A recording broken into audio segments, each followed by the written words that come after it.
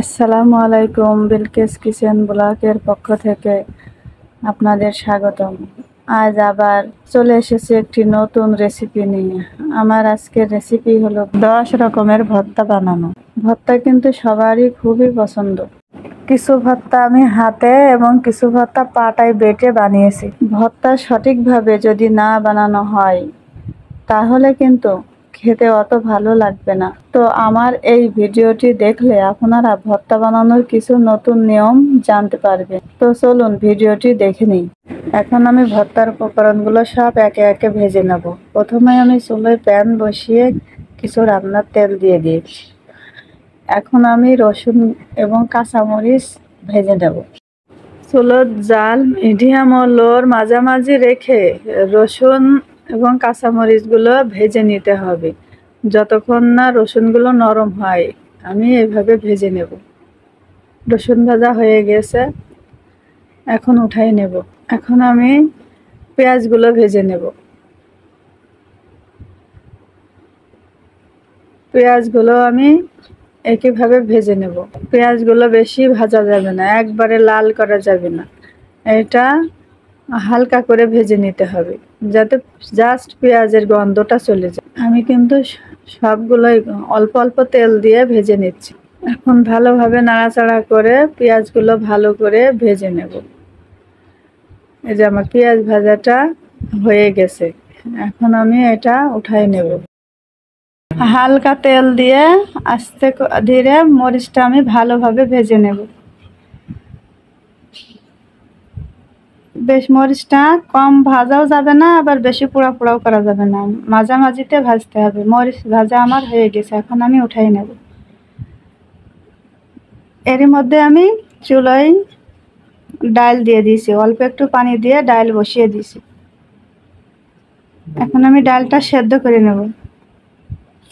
ডালটা বেশি শক্তও রাখবো না, আবার বেশি নরমও করব না, মাঝামাঝিতে রাখবো। এমন করে সেদ্ধ করব যাতে বেশি গলেও না যায়, আবার কাঁচাও না থাকে। মানে ডালটা সিদ্ধ হয়ে যাবে কিন্তু ঝরঝরে থাকবে।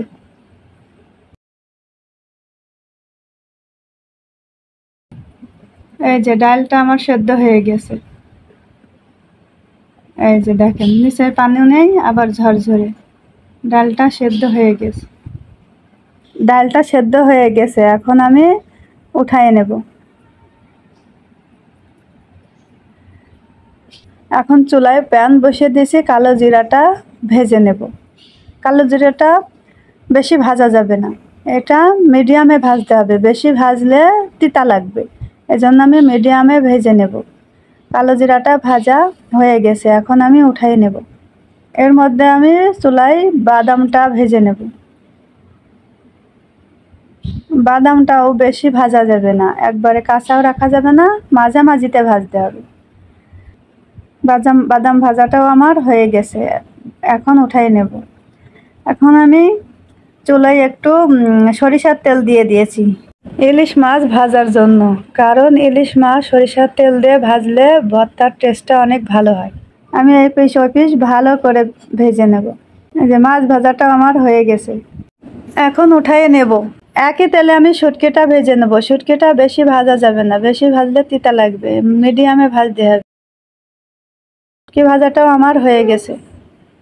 এখন সব উপকরণগুলো আমার ভাজা হয়ে গেছে, এখন আমি ভর্তাটা রেডি করব। কিছু ভর্তা আমি হাতে বানাবো আর কিছু ভর্তা আমি পাটায় বেটে বানাবো।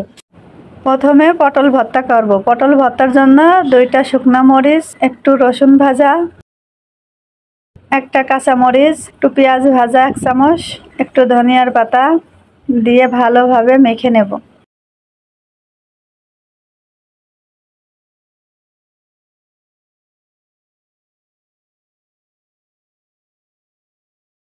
এখন স্বাদ মতো লবণ দেব, দিয়ে ভালো করে মেখে নেব। এবার পটলগুলো দিয়ে দেব, দিয়ে ভালো করে চটকিয়ে ভালো করে মেখে নেব। ভালো করে মেখে ভর্তাটা আমি বানাবো। এখন 1 চামচ সরিষার তেল দিয়ে দেব, দিয়ে ভর্তার সাথে ভালোভাবে মেখে ভর্তাটা বানিয়ে নেব। ভর্তাটা বানানো আমার হয়ে গেছে, এখন আমি উঠাই নেব। এখন আমি পেঁপে ভর্তা বানাবো।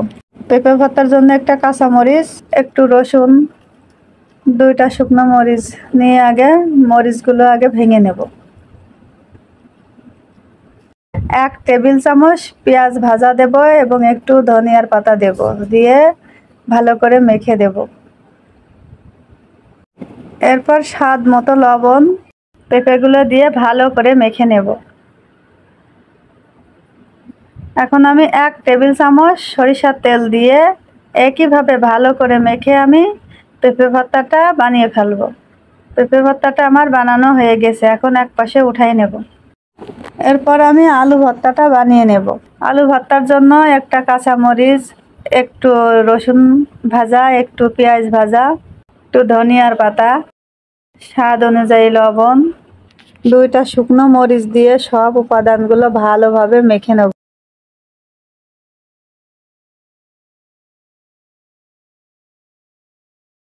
এখন আমি আলুগুলো দিয়ে ভালো করে মেখে নেব। 1 টেবিল চামচ সরিষার তেল দিয়ে একইভাবে ভালোভাবে মেখে ভর্তাটা আমি রেডি করে ফেলবো। ভর্তাটা বানানো আমার হয়ে গেছে, এখন আমি ভর্তাটা এক পাশে উঠাই নেব। এখন আমি ডিম ভর্তাটা বানাবো। ডিম ভর্তার জন্য একটা কাঁচামরিচ, একটু রসুন ভাজা, 1 চামচ পেঁয়াজ ভাজা, একটু ধনিয়ার পাতা, স্বাদ অনুযায়ী লবণ নিয়ে ভালোভাবে মেখে নেব এবং একটা শুকনা মরিচ দেব। না, ডিমে আমি মরিচটা কম দেব, এজন্য আমি মরিচ কম দিয়েছি, আপনারা চাইলে আরও বেশি দিতে পারেন। এখন আমি ডিমগুলো এর ভিতরে ভেঙে নেব, ভালো করে ডিমগুলো মশলার সাথে মেখে নেব। ডিম মাখা হয়ে গেছে, এখন আমি ডিম এক সাইডে উঠাই রাখব। এখন আমি ডাল ভর্তা করব। ডাল ভর্তার জন্য একটা কাঁচামরিচ, 2টা শুকনো মরিচ, একটু রসুন, ধনিয়ার পাতা, 1 চামচ ভাজা পেঁয়াজ দেব, পরিমাণ মতো লবণ দেব, দিয়ে ভালো করে মেখে নেব। এখন আমি ডালটা দিয়ে দেব। ডালটা দিয়ে ভালোভাবে মেখে নেব। এখন ভর্তা বানানো হয়ে গেছে, আমি এক পাশে উঠাই নেব। এখন আমি কালো জিরা ভর্তা করব। কালো জিরা ভর্তা করার জন্য আমি একটা পাটা নিয়ে নিয়েছি, একটা কাঁচামরিচ, 2টা শুকনো মরিচ, একটু রসুন ভাজা নিয়ে একটু বেটে নেব। এক সাইডে রেখে দেব, দিয়ে এখন আমি কালো জিরাটা বেটে নেব। কালো জিরাটা আমি ভালো করে বেটে নেব।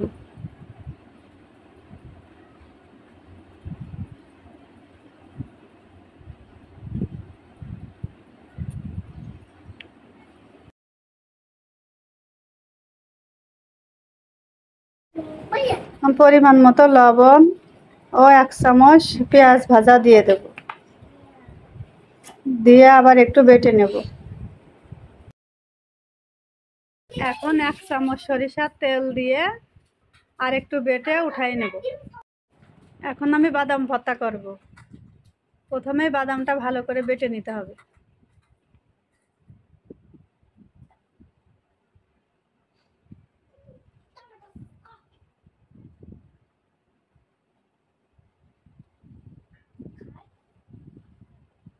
তারপরে এক পাশে রেখে 2টা শুকনো মরিচ, একটা কাঁচা মরিচ, রসুন ভাজা, 1 চামচ পেঁয়াজ ভাজা দিয়ে বেটে নেব।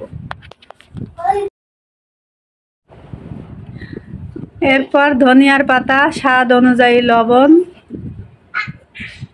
ও 2 চামচ সরিষার তেল দিয়ে ভালোভাবে মাখায়ে উঠায়ে নেব। এখন আমি শুটকি ভর্তা করব। শুটকির জন্য মাছগুলো আগে ভালোভাবে বেটে নেব।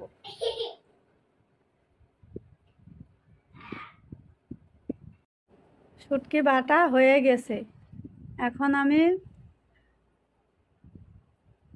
রসুন ভাজা, পেঁয়াজ ভাজা, মরিচ ভাজা দিয়ে বেটে নেব। স্বাদ অনুযায়ী লবণ, পেঁয়াজ ভাজা ও 2 চামচ তেল দিয়ে মেখে নেব। এখন একটু ধনেপাতা দিয়ে মেখে উঠাই নেব। এখন আমি ইলিশ মাছ ভর্তা করব। এ পর্যায়ে মাছের কাঁটাগুলো সব ছড়াইয়ে নেব।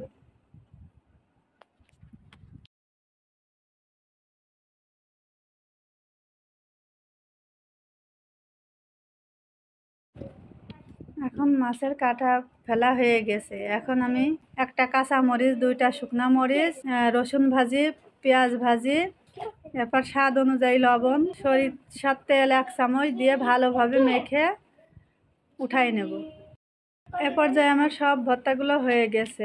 আমার এই রেসিপিটা যদি আপনাদের ভালো লাগে বেশি বেশি লাইক দিন, কমেন্ট করেন।